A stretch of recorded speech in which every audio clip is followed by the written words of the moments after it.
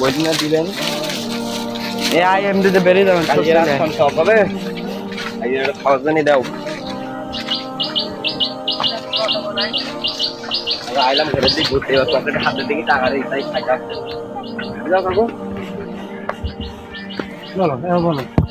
কিরা তোমার কি দাম দিতে তুই জানিস না? এনা হয়েছে তুই নিবি দে 5 টাকা দে এ দে 5 টাকা দে 5 টাকা দে এরাম এরাম এরাম এরাম এই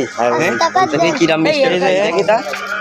আরে থাকে আওয়াজ চিন্তা লেগেছে এনে এনে 5 টাকা দে নে বাচ্চা তা যদি মিষ্টি না হয় এই দেখে নি 5 টাকা নিবি না আমি নুবানি পান তো খাইতে পারবা না আমরা কাকু এই চিকনাক দিচ্ছেন দেন 5 টাকার 5টা দে 5 টাকা 7টা দাও তাহলে দেও আর দুটো দাও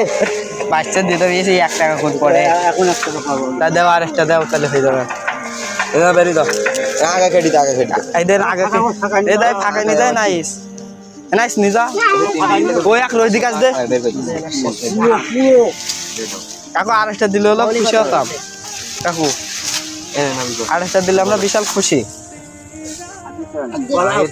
আমার 10 টাকা দে আপনি আসলাম ওখানতে টাকা সব নেনে চলা ধর বাইরে দোকানে সব খাওয়াবো না তা বাইরে দেবো সব সব তো খাওয়ার জিনিস তোর কাজ গেল কি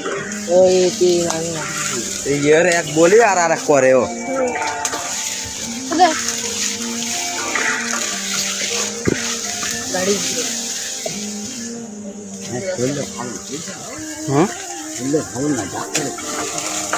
অসুস্থ